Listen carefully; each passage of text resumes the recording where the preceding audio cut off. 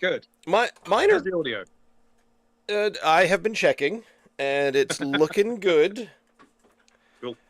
You know what I used to do, but I've stopped doing? Is it broadcastable? Yep.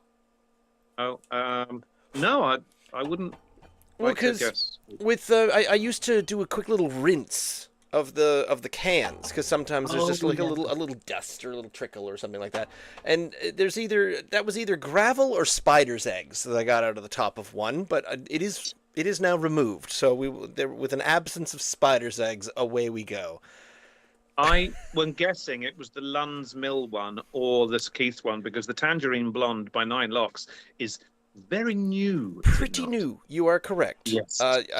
I don't know that I don't think the Lunds Mill has been in there for that long. I think I got that batch recently, Mm. but all three are currently available in the NSLC. So we've done it again. These three are currently they're not retired.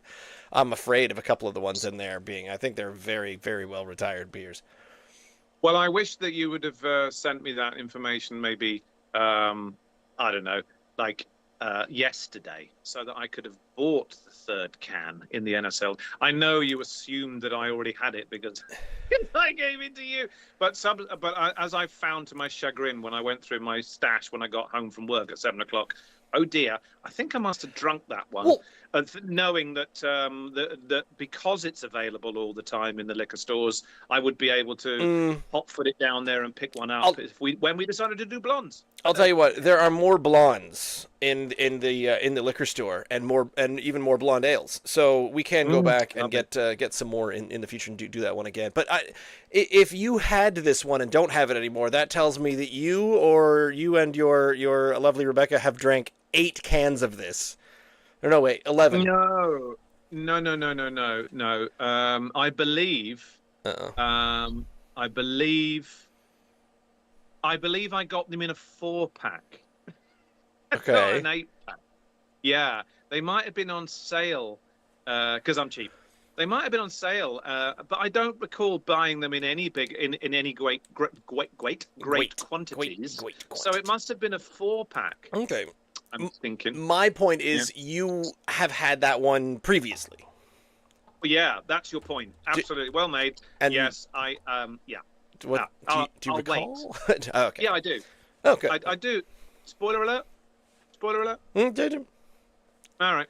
I think every one of the small batches that Alexander Keith's has done, that I've tried, they've all been a winner, a big time winner, Oh, but okay. including the blonde ale, and of course the big one, the big boy, the Nine Locks Dirty Blonde.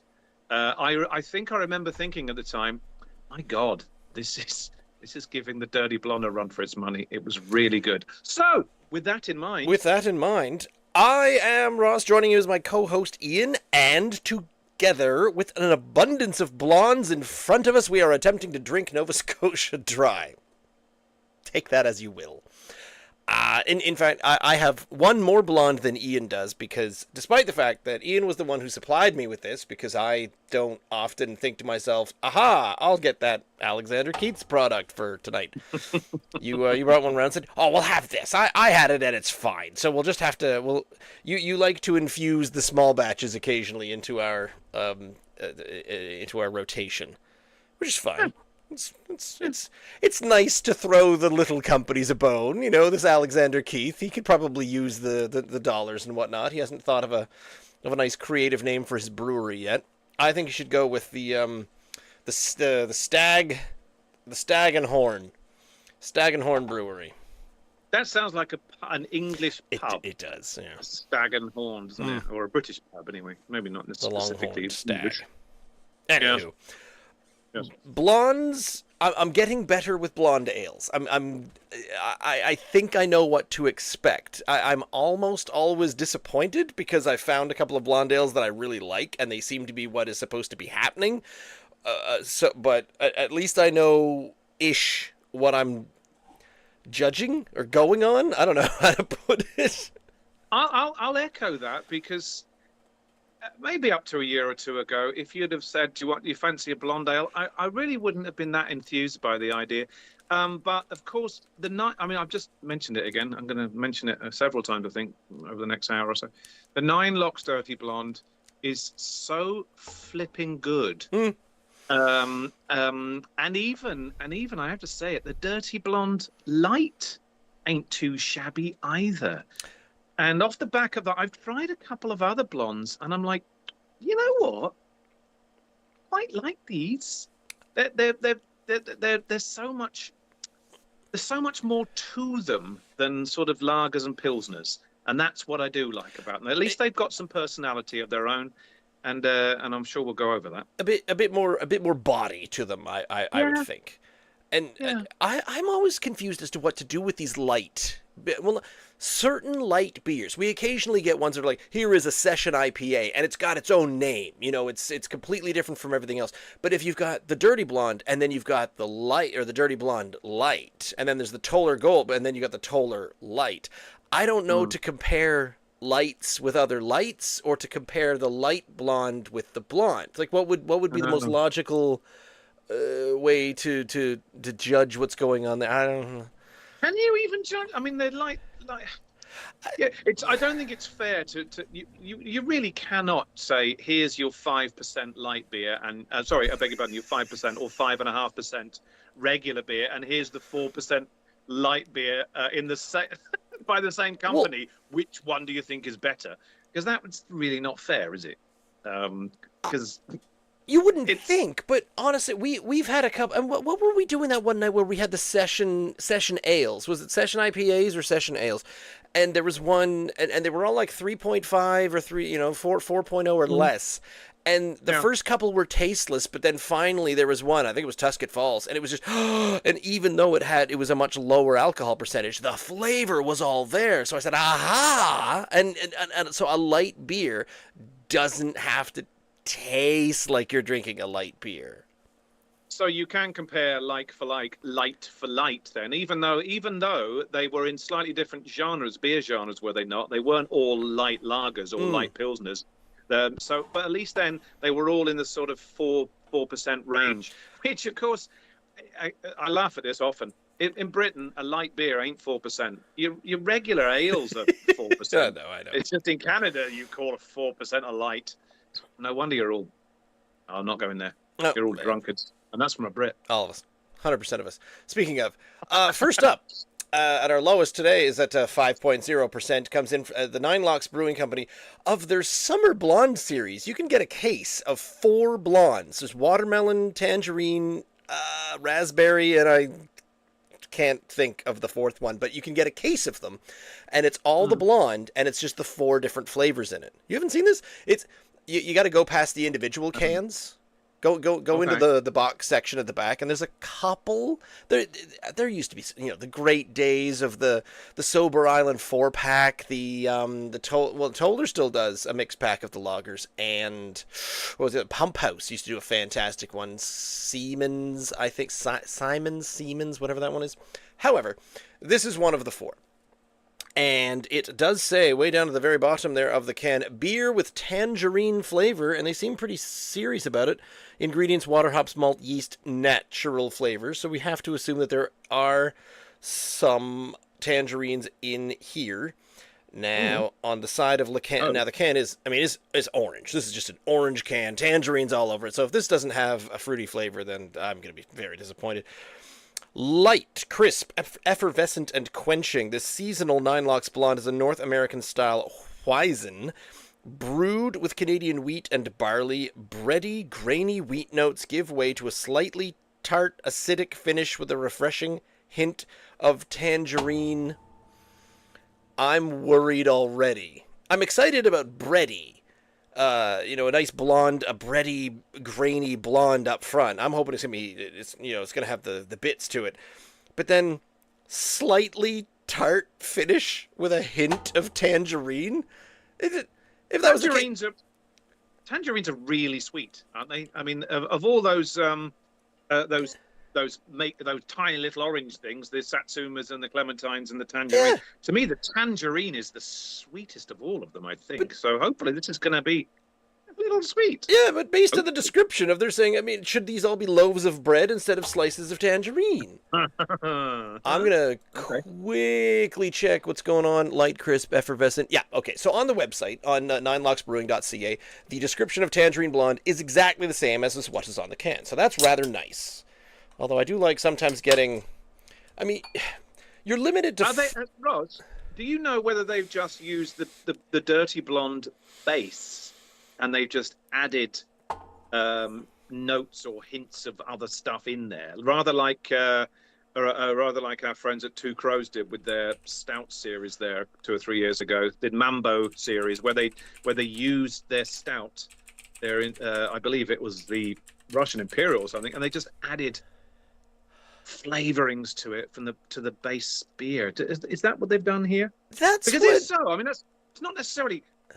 I mean, I'm excited by this because Nine Locks. I don't think that the 9 locks that I've tried where I haven't thought that's blooming good.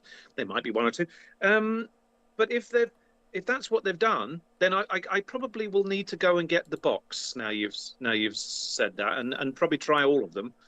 Have you tried any of the others while I haven't been here? Did you try any while I was in the UK or anything? Or is this your first? No. This is the first of this season. I think a couple of years ago we did try the watermelon blonde, and it was quite delicious. Yeah. And okay. I guess I was assuming without any actual factual evidence or confirmation that it is based on and just a flavored dirty blonde. So I'm trying to see on their on the Instagram, it does announce it with all of them, but it doesn't really. It doesn't really say. However, if you look deeper into the description of the Dirty Blonde, it also says that it's a style Weizen as well, made with wheat and barley. So I think that it can be pretty well assumed that this is the Dirty Blonde that's been infused, flavored as you will. Lots of fizz. Lots of fizz going on in there. The can had a good smell to it. I'm getting a bit of some kind of orange / fruitiness off of it. The head is... Oh, yeah. It's big Straight bubbles. away. You getting it? Big burst of orange and tangerine. I wouldn't have known it was tangerine because it could be any of those things I mentioned earlier. But very orangey. Oh, I wouldn't say I got a burst, but yeah, I could detect it. It was there. Yeah. And it is cloudy. There's a bit of a cloud to it. The head is gone super fast. Did you get anything from it? Blondes normally give you a finger or two of pesky foam, the old creamy white stuff on top. They do. This is, by the way, really cold, Ross. I've only hauled this out of the fridge sort of 15 minutes ago. So it's still really cold, 4 or 5 degrees. Crisp. I'm not bothered about that because every day is so bloody hot, isn't it, these days? Roll on winter. I'd kind of like to claw and hang on to the summer a bit because I know what it's like trying to heat the house in the wintertime and just shoveling ice, and I'm not looking forward to it again. And the last couple of I felt the onset of fall, and I'm not just sure if it's just because it's not a billion degrees out, right? Like we've had heat wave after heat wave after heat wave. So is this what it's normally supposed to be like? I find myself very confused by the weather around here these days. 11 degrees in the morning, when you get up now, and it's not 22 anymore. Yeah, first thing. Several days now, have been sort of 11 or 12 degrees. And I open up the door, I go to work, I'm like, it's quite fresh out. It really is not, it's going to still climb to almost 30 degrees.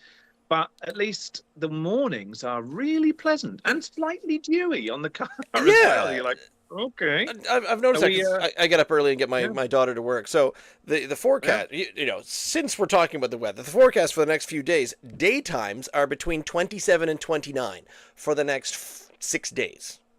Yeah. Night times are between 10 and 15. So it's just starting to fall back, isn't it? At least now you can sleep. Because, wow, my God, you can't sleep at 24 degrees. No, it's difficult. You're right. Disgusting. There is a slight oranginess to this, I hadn't noted. Yep. More so than the Dirty Blonde. Yeah. From whence this probably derives. All right, I'm not sure how much longer I can balance this. Shall we? Is there No. any more of a? Well, I mean, I'm sorry, I am smelling orange. I'm sorry if you can't smell as much as I can. I can smell it. It's just not strong. I'm just yeah. Oh, I think. Anyway, Yeah. cheers. Cheers, cheers, cheers.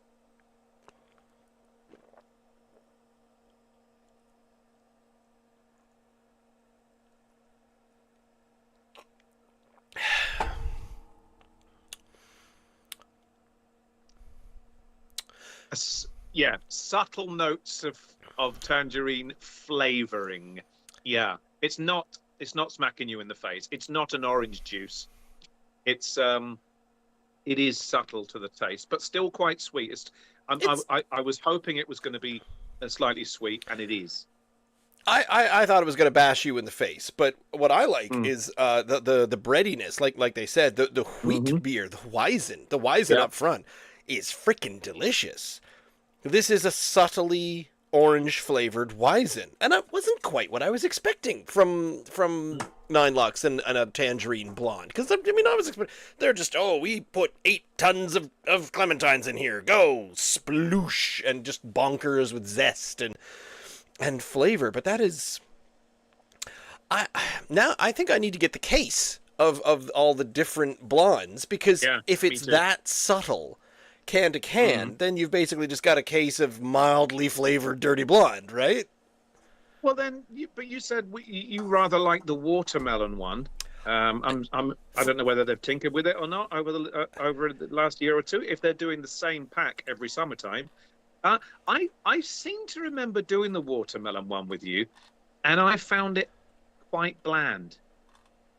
Okay. Was I with you, or did I have it? I, I thought you were. did I have it by myself? I don't know, but yeah, it might have been last summer, maybe even the summer before. I found it a bit bland. I do actually find weirdly, this is really strange, but I do actually find sometimes watermelon to be a bit bland anyway, unless it's really big Fresh. red ripe Yeah, juice. yeah, yeah. Yeah, You got that's to get right. the good stuff, otherwise it's not quite doing Yeah, it.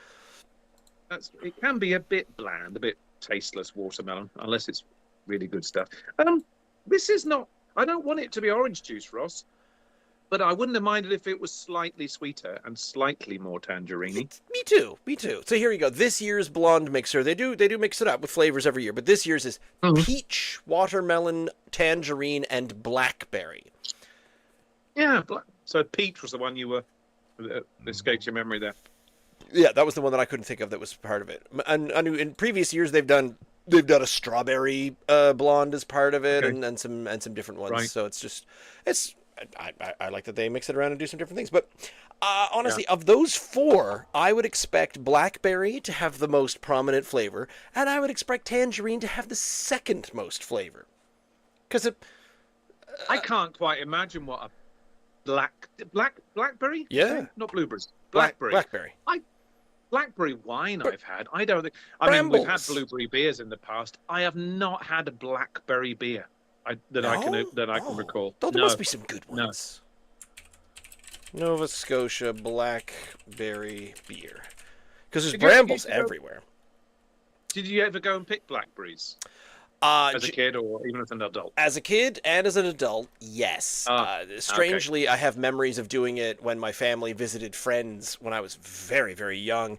And we went Mm, to visit friends in BC and we picked blackberries like all day.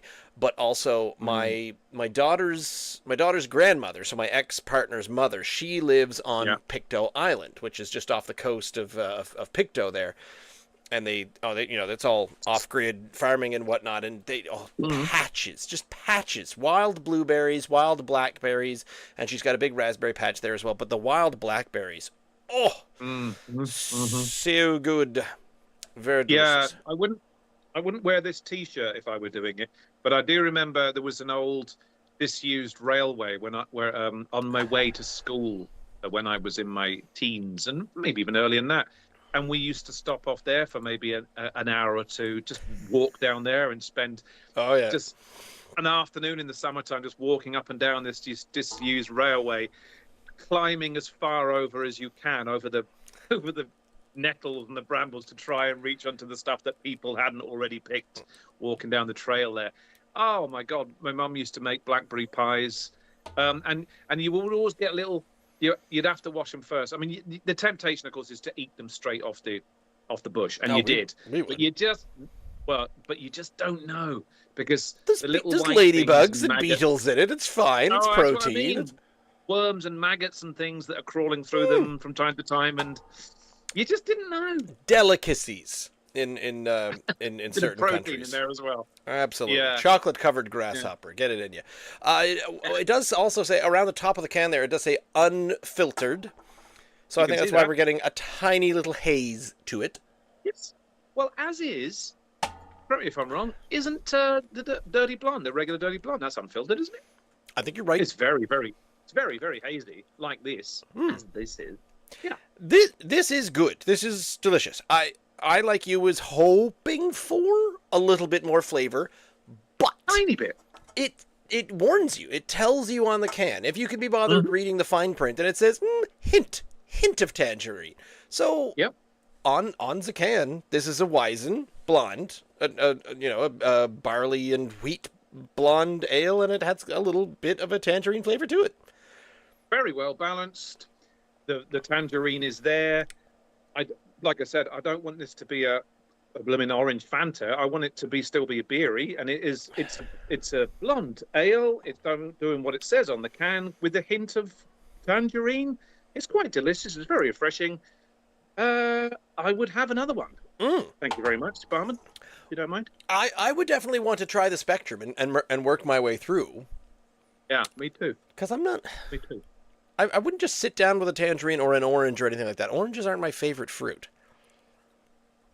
Oh, please tell what is.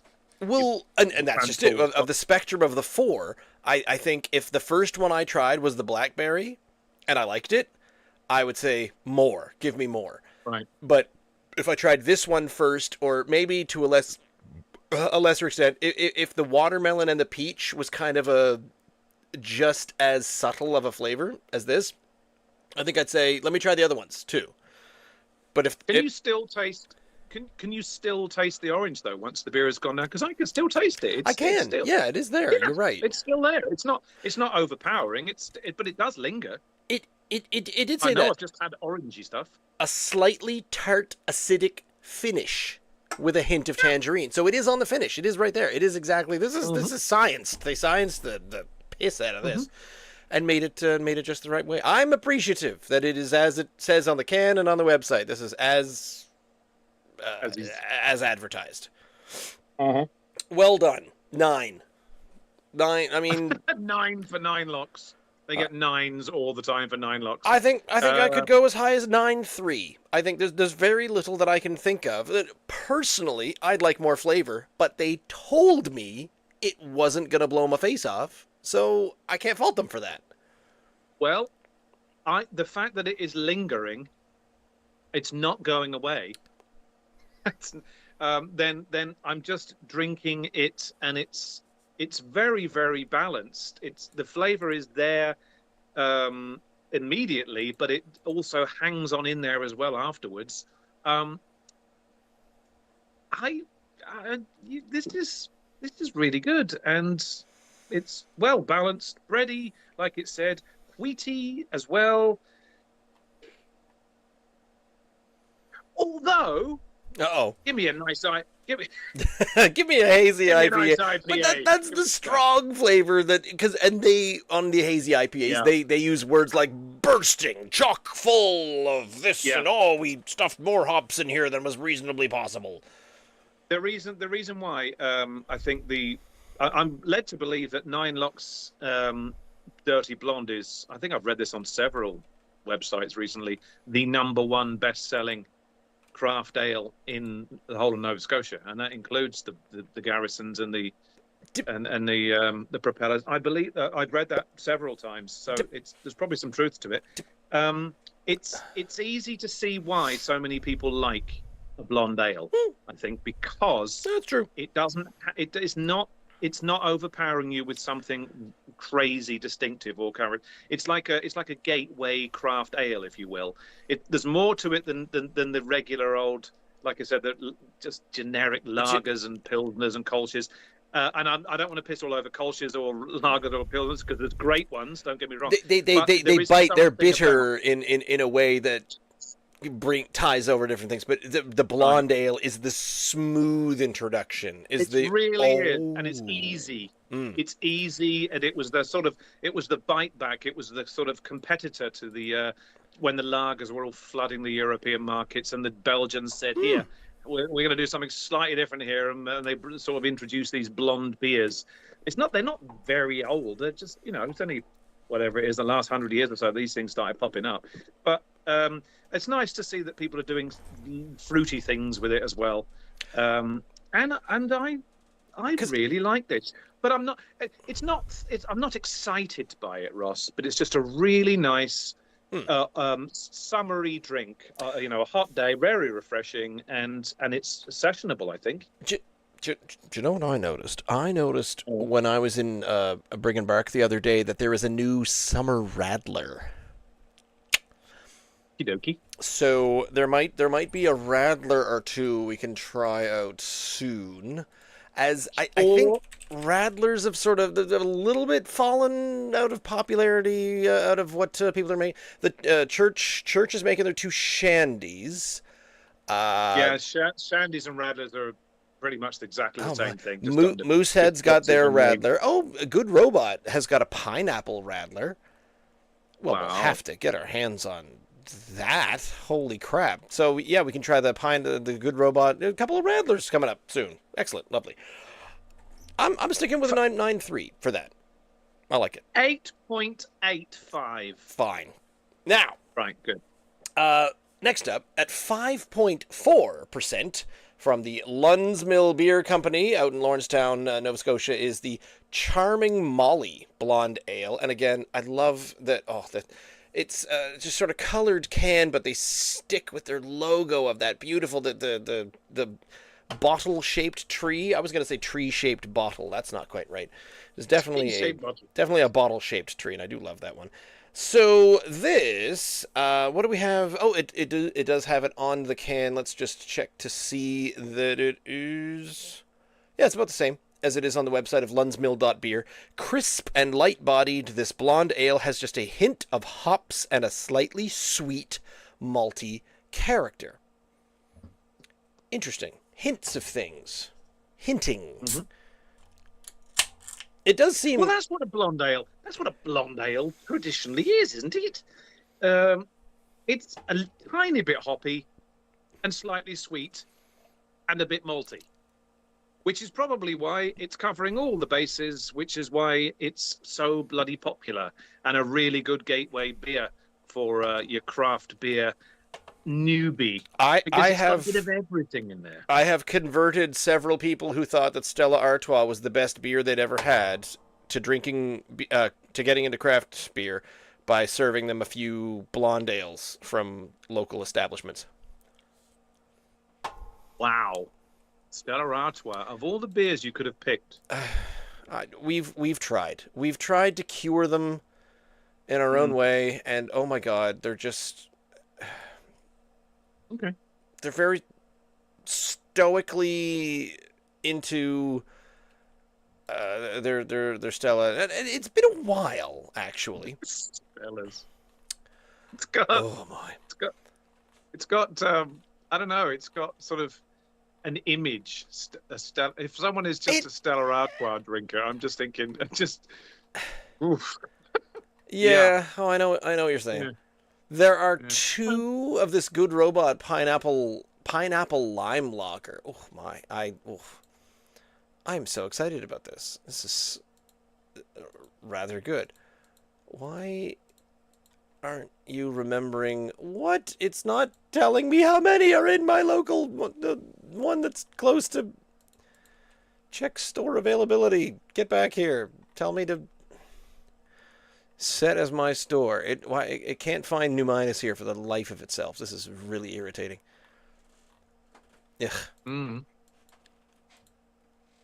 So it's set as my store, but it's not telling me how many of this one.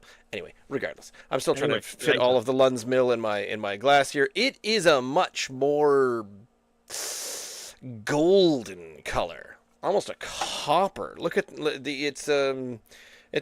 tis not your lightly colored. It's not your delightful blonde ales. This is your. There's yeah, the fruit that immediately smacked me in the face from Ooh. the tangerine one, as you would expect, because it was fruity, is lacking here for good reason, because it doesn't have any in it. True, but oh, it's still got a breadiness to it, though, doesn't it? We love our bready beers these days. Well, yeah. Hint of hops, slightly sweet. I'm getting a hoppy, malty thing in here. That's not quite gonna fit. Lunn's Mill, you put too much in your can and it won't fit in my glass. I've got a 16-ounce glass and a 473 milliliters. Come on. Too much in your can. Mark them down. Oh, just that little bit, and I know that's where all the good flavor crystals are at. Anywho. When was this one? When did you get this one? Fairly recently. I feel like I got this at the Wolfville Market, and we did get that, earlier on in the year. It's got a sticker on it, but that doesn't really mean much. Okay, I'm hoping that my nose is not what's the word? Betraying? I'm smelling. Yeah, betraying. Thank you very much. That was a word that was escaping me. I'm smelling something that I don't want from beer, and it happened last week. Or maybe my nose is betraying me. I'm really hoping that is the case, and this beer hasn't gone the same way as the what was it we did last week, and then we had to sort of say, "Whoops, that one's gone." Well, that was just because we'd had that for so long. I know that we haven't had this one for that long. This is why I was asking when you got this, because it's slightly. It might be me just not. I don't know. Look, obviously, I'm going to taste it to find out. But because the smell, it's ready, and the smell is making me happy. Are you ready to get the rest of you in there? I'm all set. Cheers. Yeah. Cheers. Oh, it did betray me. Oh no, that's delightful. Ooh. Was there something wrong with my glass? Oh, that's deep and malty. It's metally. My. Okay. That is no, that is nice. That is not what I was expecting out of a blonde ale. That is no. Give me more of that though, because I want to get it all in the can. Crisp. No, I was worried it was going to be off there, but clearly maybe it was just so distinct, so different from the fruitiness of the first one. Yeah. I was like, is this going to be off? It was my nose just playing games with me. Crisp and light-bodied. Maltier for sure. Honestly, I think light-bodied is the most incorrect description of this thus far. That's medium-bodied, if nothing else. Hint of hops. Yep. Slightly sweet, malty character. Yes. Yeah. Yes. It's sweet. Oh, that's my. I'll tell you what, Ross. It's almost like comparing. I hate to say that this is not supposed to be a joke. Apples with oranges on this one. The other one is so orangey in comparison with this one. Because one is so. We've already established that it wasn't blasting you in the face with fruit, but it is a fruity take on a blonde, and this is a maltier to me take on a blonde. Well, it's also than what I'm used to. That was also a wheat one. Now this one does say it's made with malted barley, so it is. It's a barley one, so it's not quite a wheat blonde ale. So is a dirty blonde a specific thing because it's got a part Weizen in there, so that makes it a certain taste. Whereas this is your blonde ale, and we're gonna double down, and it's gonna be hops and a malty character. So again, based on the description, they do seem like apples and oranges, but what the blonde ale is doing is it's sort of pushing away and removing most of those kind of beery, lagery characteristics, IPA character, to let. I feel like blonde ales are all about the middle of the flavor. You know, Yeah. the upfront is, you know, the upfront flavor is what you expect, and the tail end, the bite in the end is what you expect. But the middle taste, the middle of the taste of the mouthfeel, is the personality and the overall So they can flavor that you get in put the other blonde. things. Yeah, they can add, they can take away. They're really balancing the hops. It's not they're not hoppy beers. The blondes. No, Clearly there's hops, but there's a minimal amount, and there's also a sweetness from a little bit of malt. But they're not. Um, what do they call that? They're pilsner. They use pilsner yeasts, don't they? I think with the blondes as well. I think. how to make a blonde ale?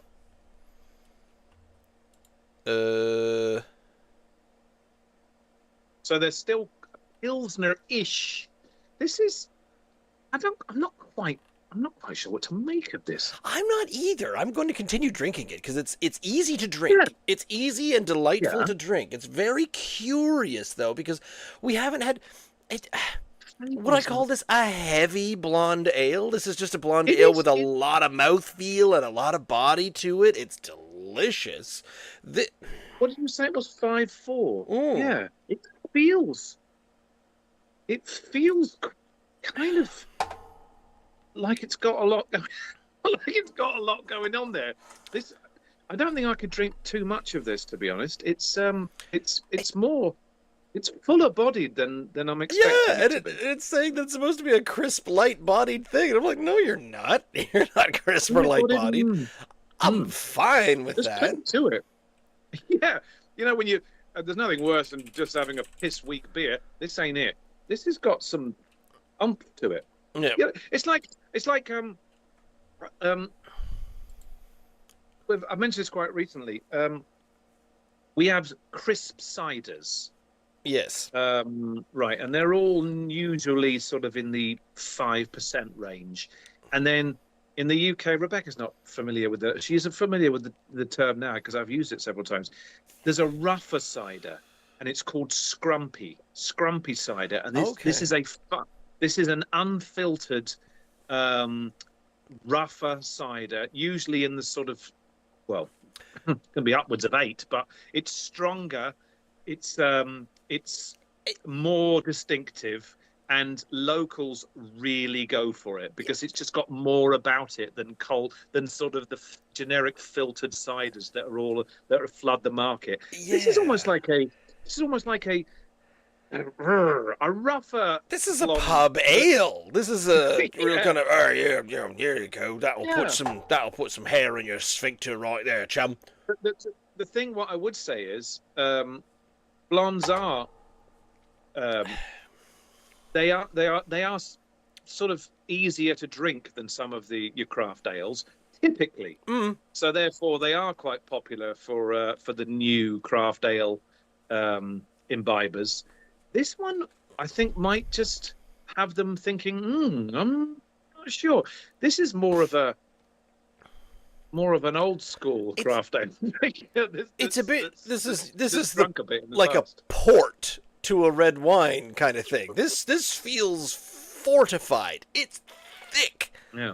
And is it just thick because in comparison to the 9 locks? Yeah. I do like it I love it as well. Yeah, but I do like it. I wasn't quite what I was expecting. I'd be interesting to go back. Listen, man. Usually I leave a finger or two of the other one. I've left that much. That's a goodly amount. Yep. So it's going to be interesting to go back to that afterwards. Well, that's the good news because you'll have something to drink while I'm trying to crash my way through this poor Keith's Blonde here as our final You'll manage. so-called entry, he says. Lunn's Mill have got such a huge range of beers, don't they? Yes. I mean, 9 locks do. In fact, so many of them do now. But Lunn's Mill's way the frick out in Lawrencetown. And usually when you get so far out, they're kind of like, what do you got? We got an IPA, we got a lager, and... Yeah, they're an hour away from you, I guess. And probably more, are they? from Port Williams. There might be an hour. Yeah, nearly an hour, I think. Yeah, I honestly have not been. It's one of the few that I have not been to. We've interviewed the brewmaster a couple years ago. I assume and hope it's the same one. That was years ago. The more I get down this, mate, the more I'm liking it. It was so different from the Tangerine one at first quaff. Yeah. I really, if ever there was a need to cleanse your palate between beers, that might have been it. Because, who was it who told us, nah, just drink a lager in between them to cleanse your palate? Was it Steve that said that? I'm not sure. But this one, because, I don't know. There was one, we went from the sweetness of that to this, which is quite different. I probably needed to suck a mint or something between the two. Well, I've got a palate cleanser for myself, and that is in the Alexander Keith's small batch blonde ale popping up here. And lucky you. If I go to, where the hell did I find it? On the can it does say a crisp and refreshing blonde ale that offers subtle melon and red fruit aromas paired with a balanced malty taste to finish. Yeah. But if you go over to Alexander Keith's website at keiths.ca/beer/Alexander Keith's blonde ale, maybe it's something with the small batch ales, but when you go to the website trying to describe the blonde ale, you get, quote, temporarily unavailable. The website that you're trying to reach is having technical difficulties and is currently unavailable. We are aware of the issue and are working hard to fix it. Thank you for your patience. So I'm expecting, website difficulties, flavors of in this one here. I'm giving them crap because you're one of the biggest breweries in the Maritimes, and you can't operate just a simple HTML page. I can make a simple HTML page, and I'm not the biggest brewery in the Maritimes. Not with that attitude, right? No, not with that attitude at all. Head on your blonde ale, did you say? No. It's got the froth. It's doing the thing. More so. Honestly, the most disappointing of the three tonight for me has certainly been the Tangerine from Nine Locks. It only insofar as head, though. I'm still giving it a 9.3 because it's great. I'm still reserving judgment on this Lunn's Mill because I want to try this Keith's one to see how a third blonde ale should taste, and then go back to this really interesting, really curious Lunn's Mill. Now, if I remember correctly, the most recent one was the Pilsner, the Lunn's Milsner, and I groaned at the pun and then ended up saying, this is absolutely delicious. It was wonderful. I love so many beers. The Caber Crusher is one of my favorites. I love that one. But every now and then, I smell of this. Don't like, but I love. So this is just, it's not quite the blonde ale that I was expecting, because it's more malty and like that hint of malt and hop at the tail end, which they said was going to be there. So they ain't lying. The blonde ales you're looking for. Move along. Yes. Move along. I like them. I wish I had a third, but I don't. I mean, you said there's plenty of blonde ale still that we haven't taken on. Well, good. At least there are ones that we haven't had in a while. So hang on a second, and I'll. Are we starting? Are we finally, after sort of 230 odd episodes and 500 beers, are we slowly now starting to recover some old ground? Now and then, yes, because when they come up, and in fact, when I was out at Roofhound, we were driving past Kingston, so I picked up from Roofhound. I've got an extra one for you, the Handsome Devil Stout. So I've got a bottle of that for you, and because we haven't done that in honestly 4 years. And Wow. the recipes change year to year. So we should be drinking everything every year. We both had a full head of hair then, back in those days. No, it's been a long time for me. So the Bay of I Fundy. was flattering you. I was flattering you. Thank you very much. The Bay of Fundy Blonde Ale is available. I think that's the Helene Blonde. Still the same Yeah. recipe, maybe slightly tweaked. I believe we've done that. Big Spruce Conniption Fit. No, that's an organic Yeah. golden ale. Yeah. That's supposed to be a blonde ale? Whatever. The Puck Off Blonde. We had the Puck Off when it was the lager from Boxing Rock. The Church Blonde Rock. Ale. Don't know that we ever fully had that. There's the Charming Molly. There's the Nine Locks Blonde. So the Blonde pack, this year's summer pack, there's 3 left from that we have not yet had. Mm-hmm. And Yep, then we could yep. add a couple more to those. And there's also, we've had that one, the Party Dove. And I think we've had the Summer Crush Blonde Ale from Sea Level, but I don't quite remember. So That's a good 10 or 12 that you mentioned there. The Party Dove, of course, I remember them. They're doing a whole range of Yep. yeah. So Yep, there's yep, a yep, few, yep, yep. and it's summer. So, but I'm fairly certain a lot of the summer things. I mean, the summer fruity things, those will stop happening, but the blonde ales will still be available through the year. I wish the Marigold from Mhm. Sober Island was still there because honestly, that's still my favorite blonde in the province, and that's the one that I usually get people over on. This tastes a little Keith's-ish, Is it?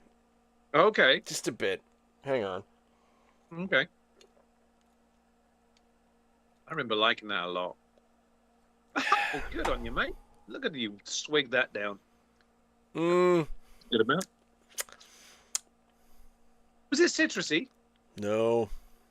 No? Oh, it's got a bit of the tomato juice to it. Oh. It's been there a while, I think. I don't think it's been that long. It should be fine. We've only had 3 heat waves. Let's not damn Keith's because like you said that they're struggling. Leave the I, little I don't little want to boys kick alone. the little guy when he's down. Chris Hopkin, No. thank you. Chris is encouraging me to chug in the chat there. But Chris, it's a Keith's product. It's a Keith's small batch. I gave it a go. I think we're at half capacity. Oh, So not to give them a hard time because poor Alexander. I mean, he's probably on his last dollar. This was me giving him a small percentage to his bottom line, hoping that he can continue to make some beers in his garage there in the South End, the most expensive house in the entire province. is it gone? You're not loving it. Not loving You're it. not loving it. No. Okay.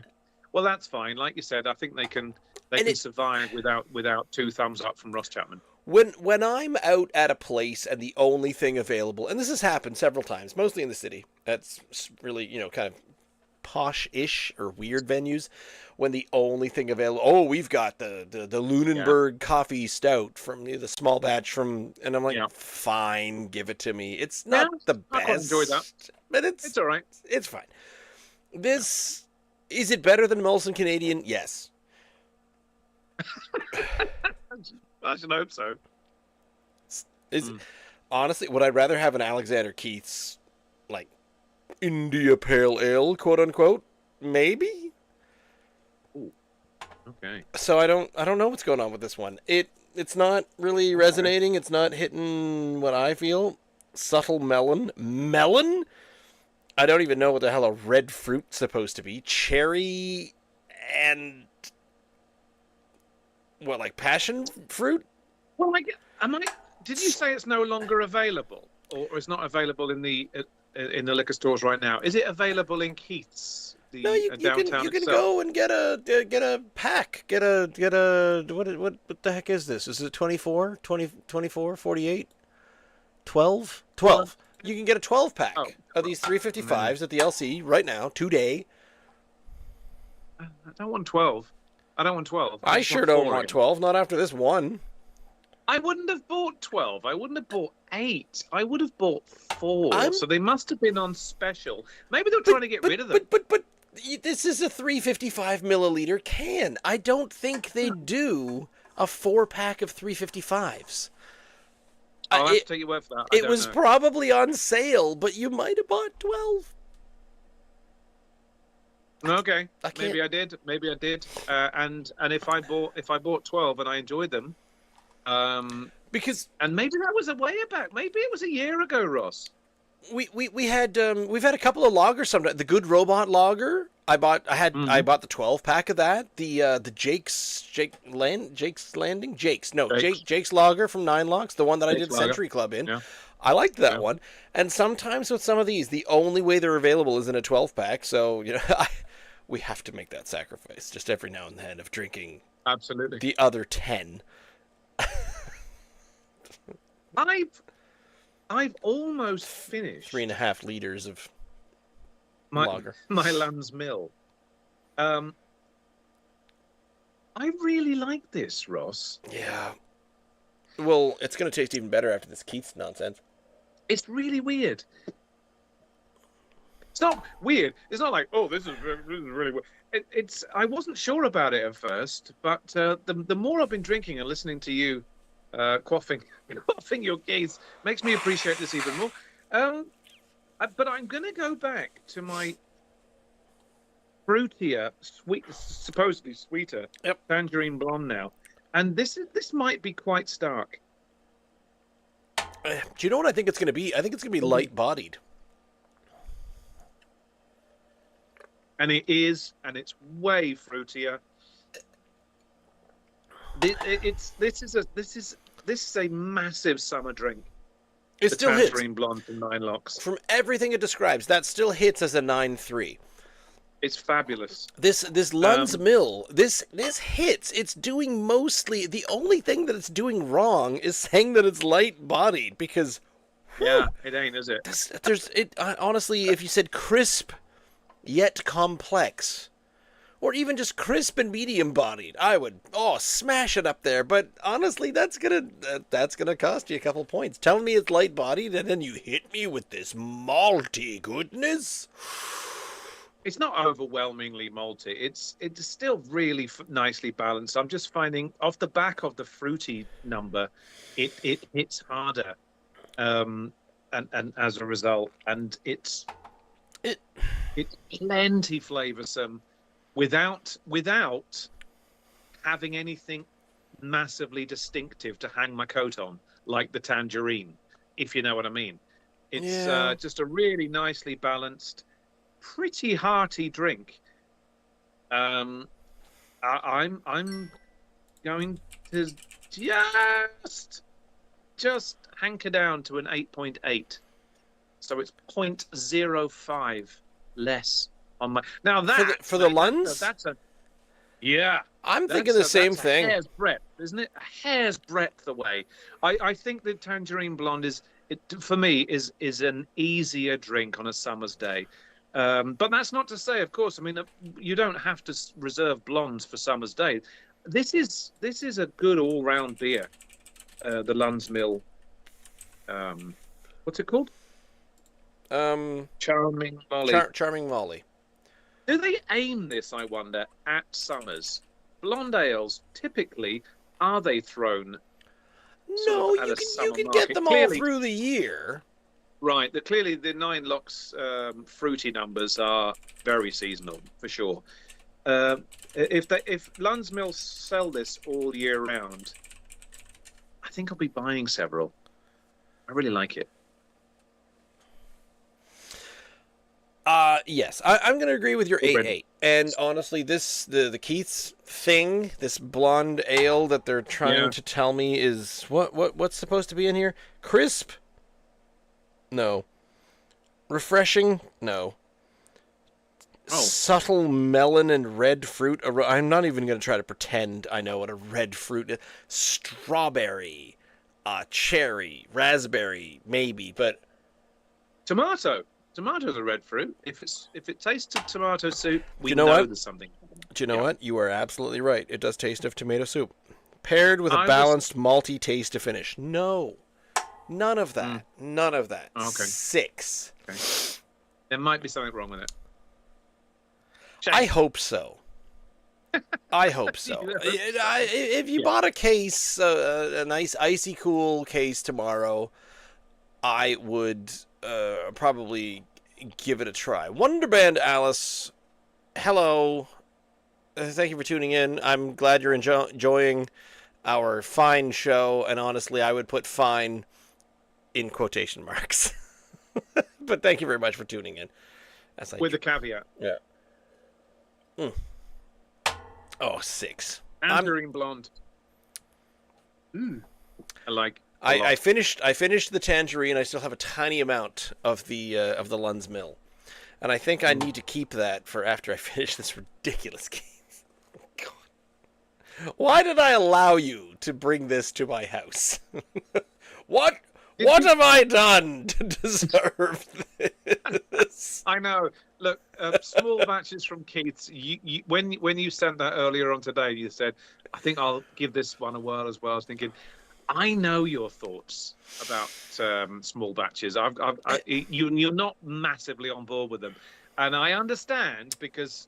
But the whole idea of craft brewing and nano brewing, is it really fair to be introducing what you would call the big boys into the? Well, I like the fact that that the big boys have decided to foray into making better beer as a result of the craft brewers making better beers, because for far too long they've been throwing their generic nonsense at us and saying, here, we don't care about you, all we're doing is selling as many units as possible. Yeah, but there's a narrative there is absolutely, but it is nice for them to show that they can actually make good beer when they put them, and the okay, you're saying reservedly.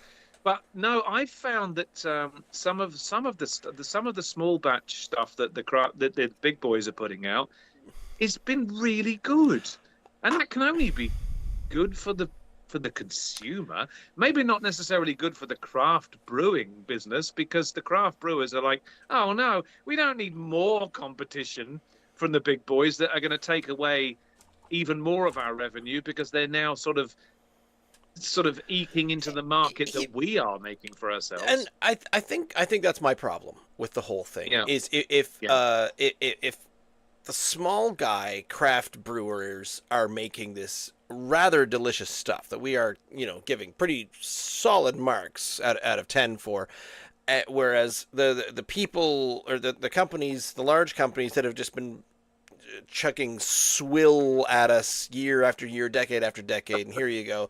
This tastes like Budweiser. That's all you plebs want. Ha ha! Dance, monkeys, dance.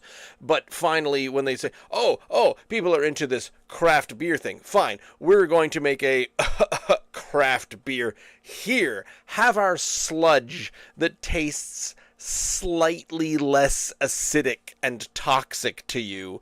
And the thing is, we, as craft beer admirers and enthusiasts, we drink it and we say, yeah, you gave it a go, but I don't think this is anywhere near the stuff that we get from pretty much all of the craft brewers in the province. But the thing is, if you only buy Molson Canadian, you will drink this and say, holy damn! Alexander Keith's done made themselves a tasty beer. We need to start drinking this all the time. Yeehaw! And not to downplay the yeehaw, but if their attempt at barely passable tasty beer encourages people to buy their not even good beer yet over the good beer still remains over. I'm like, stay in your lane, keep making your overproduced Budweiser tasting whatever that is, and these people over here will make some really tasty, delightful stuff that tastes like tangerine, that tastes like malted, like a malt mix, like a barley mix thing. What about Thanks for the Moosehead? The Moosehead get a pass from you, Ross? No. None of them do. None of them Moosehead, do. The Moosehead small batches, to me, have even outshone Keith's. The ones I've tried over the last couple of years. No, well, seriously. I know. Yeah. But it's like, fighting and kicking and gnashing and biting to make 15th place of the best beers in the province. And there's so far behind. Well, playing Because, devil's advocate, and I don't even know what's going I on. am a little Is bit. it the brewer? Is it just that they can't help but insert preservatives into it? And what is it about the small batches that they can't quite match the microbreweries, the nano breweries of the province, this great province of Nova Scotia, and what they're able to produce, and like, maybe some of the worst accidental screw up beers that we've had in this province could be compared with what the big boy, with the Olins, with the Keiths, the Mooseheads, what everyone's doing. Where and Moosehead is, are they produced in St. John, or is that? I'm trying to remember, but with the huge produce, we need to make 150,000 liters at a time. So what are we going to make this week? And we'll make a Moosehead Red. Fine, go, and it gets made, and you're like, huh. But the thing is, a craft beer drink. So where we're drinking the microbrews and the nano brews, we're thinking, ugh, that. I see what you're doing, but you missed. Whereas people who just chug Bud Light say exactly what Wonderman Alice is saying to the chat. Yeehaw! So that's your thoughts. It's some of my thoughts. on the small batch revolution from the bigger boys. Yeah. Yeah. They're still failing, but still got a ways to go, huh? But they're what's the one, cutting off your nose to spite your face? They're doing that. Mm-hmm. Yeah, and they don't. Don't get me wrong. Don't get me wrong. I really want the small boys to exist and to make what they do, because they're very passionate about it. It's not just a business for them. There's no way you can tell me that it's a business for party. What James, down at party time. Party time, right? And that being a tiny example of we know it's not a business, it's a passion for people, labor people of like love. them. 100%. Yeah, it 100% is, and you can only sort of applaud and say, please, we're with you, do what you can, and we'll try and drink your stuff, and it's good. It's one of the reasons why within Nova Scotia I give passion project, labor of love to every one of the breweries, the craft breweries. All C bands or no, whether you're in the Craft Brewers Association or no, everyone. Yep. Passion project, with the exception of Propeller, Garrison, and Nine Locks, I hold to a different standard, because they are pumping out such volumes that it seems more about sales than passion project. But they all started, as did Paddy's. They all started from a base, and they saw a niche, and they saw a need to make better beer than the stuff that was being sold by your Molsons and by your Keiths and by the big boys in North America. So therefore, it's difficult to knock them, because they've all only, even the big boys have only been going for 35 years. They started from somewhere. Clearly it's a business. It's all a business. Yeah. And they started themselves with this idea of making better beer available for the punter. And you've still got to give them some credit. Well, this is where you say Dirty Blonde is the highest, is the best selling beer, craft beer, because it might not be what I want. I want the larger companies. I want Nine Locks to keep making good enough beer, because honestly, Tangerine Company is probably making better beer than them, because it's an even smaller batch. But the thing is, the Nine Locks, as we've proven, they're still making good enough beer that it's way better than the Keiths, the Mooseheads, and the Olins mass produce. So Propeller, Garrison, and Nine Locks, even though they're the biggest of the Nova Scotia companies, smaller companies, I want them to somehow be able to turn enough heads that everyone just says, no, we're not drinking this garbage anymore. And I want Moosehead and Keats and Olin's to, this is all pipe dream, to give up and just say, fine, we're moving to St. John, we're moving to Moncton, we're moving to Fredericton, we're going to give up on Nova Scotia, and Nova Scotia just becomes the place where when you drink a beer you say, yeah, that's pretty damn good. That's the one right there. Oh, but it almost compares with the one that I had the other week from Big Spruce. And oh, did you try that? I would love for that to happen, but we're still got a long way to go. You're still walking into the NSLC, and you're seeing people walking out with cases of Bud Light every day. And there are still microbreweries going to the wall seemingly monthly in this province. But they gave it a go, and it's not getting any easier. In fact, if truth be known, it's actually getting more difficult, is it not? There's not as many as there were. It's getting more and more difficult to get into the market, and where the economy is biting like it is. Yes, there's that, but, and I will say this, it's not okay. How can I say this without? We didn't get into the New Scotland company. I didn't get there while they were open. We only ever tried one, and it was the only one that was available in the NSLC, and it was their Kilted IPA, I think, and I didn't think it was... Didn't love it. I did not like it very much. So, and so what came from that is sometimes, and I do this same experiment. I live up here, near the Wolfville area, where it's Acadia University. It's a university town. Stuff happens. It's there's a weird market to it. And restaurants open and close all the time. But at the same time, there's 2 or 3 restaurants that have withstood the test of time. So what is the difference between a restaurant that's always been there and remains there, and a restaurant that opens one year, closes the next? And the only thing that I can think of as a difference between the two is expectation.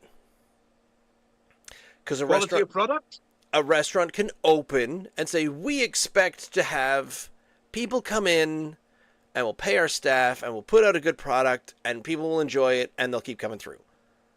Yep. And then another place will say, oh, that's a university town. I'll open a restaurant and I'll, just hire a chef and I'll do this and we'll make $1 million and retire next year. And that doesn't so if you're going, like, again, it's the passion project. The passion project, the labor of love, seems to last. Whereas we need to be in this for the money doesn't. And I'm not trying to accuse Serpent Brewing, Brightwood Brewing, Off Track Brewing, Uncle Leo's, or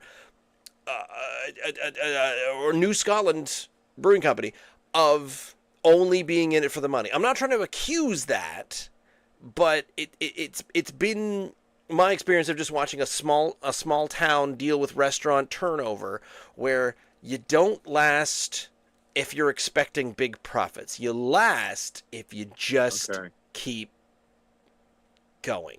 You just keep. I do understand what you mean. I feel it's more. I don't know the economics inside out. Of course I don't. But I just feel that right now, in the last several years, it's even more hard. It's even harder for those guys that do have those passion projects to it's got to be to last, to make it through, so just because of the world at the moment. It is more difficult than it was even 5 or 10 years ago. Is your passion enough to withstand the crap economy? And I feel like the ones that gave up, that's the ones that said, couldn't make it work. Couldn't do it. Yeah. I don't know. I honestly don't know the answer. I feel like there is an equilibrium that we may have surpassed. That Nova Scotia breweries survive? that could be supported by the province of Nova Scotia. And I think we passed it, and I think we're slowly moving back to that number. I don't. Listen. I don't see their books. I've only been into Lunn's Mill 2 or 3 times. I feel that Lunn's Mill will do okay. I feel that Nine Locks will surf. I feel the big boys are going to do okay, and they're going to come through it, and they're fine. They are the Wham wannabe Canadian band of breweries. Right, but I feel that the smaller boys, even the one in Berwick, just down the road from me, even my very, very local one, Smokehouse. I don't know. They've got a tiny little place. There all seems to be a few people in there. They've normally got 10 or 12 different beers on. I just wonder, in that tiny little town of Berwick, whether a place like that can survive year after year, growing and growing, and growing their economy and growing their reputation. I don't know. It'd be nice if they can. They've still got their open tap room in Halifax, though, don't they? I didn't know they had one, mate. Oh, that was years ago. I didn't know they had one. Opened that. Oh, was it? Because that's that's the funny thing. Because here in my local small town of Wolfville, with the university town, where we've got you know absolute OG of Paddy's Brewing, Church Brewing just down the street, and then a couple over here in Port Williams and whatnot. But the Saltbox location, it quickly and quietly shuttered its doors. The Saltbox tap room. Right. Yeah, there were several. There was places, of course, that have got 2 or 3 venues in the city. Good Robot have got a couple, have they not? I mean, Two Crows is a huge, huge place. I don't know if you've been in there, but that is really big. And you wonder to yourself, yes. I walked in there and I thought, is this there's like 50-foot high ceilings and things. Okay, they've got ceiling space, but that doesn't equate to anything, because we were in there one afternoon and they were trying to get, and they were saying, oh, the band's trying to set up, and the band's over and they're literally amongst the pipes. You know, they're trying to tune up, and they're sort of, oh, excuse me, there's a big friggin' barrel here trying to, So you've got to think about the premises as well that these places have. Now, if you're brewing out of your garage, then clearly it's not as expensive to the premises wise. So maybe those places can kind of exist, but they don't have the same turnover, and they've got no premises or no room for expansion. It's a difficult tightrope. Yeah. And I'm not smart enough to try to do the math on it. I did so junior achievement of mainland Nova Scotia. Junior achievement was this small business / entrepreneurship program. My mother was highly involved in it, so I had to go. And I didn't think I was an entrepreneur or interested in small business when I went. And after a couple of years being part of the program, I am absolutely certain I do not want to be a small business owner. I don't want to be in charge of anything. The fact that I have 2 children scares the crap out of me. I shouldn't be in charge of bugger all. Yeah, I don't want any of that either. I'm too old for that stuff. Can I just have a boss that tells me what to do and I report to them, and they're like, how many stones did you chip into cubes today? 6. And they're like, good, fine. Less stress involved. Did I give these both marks? I did. 8.85. Yeah, I think I'm there. And 8.8. Done those right the wrong way. That Keats is a benevolent 6. I'm out of here. Ugh. That was, oh God, there's still some of it left. That's terrible. Anyway, Chris, Wonder Band Alice, and Ian, of course, for joining me. Thank you for joining us tonight. Thank you to Nine Locks, Lunn's Mill Beer Company, and I guess to Alexander Keith, wherever you are, for making our beers that we tried tonight. We are here every week, Wednesday nights, 8 to 9 p.m. live on our YouTube page, youtube.com/Ask at Drink NS Dry. You can find our podcast at all the podcasty places. We're Drink NS Dry there. Or you can go straight to the source at unsupervised. No, wait. drinkns.unsupervised.beer. I'm going to get this right tonight and just for funs.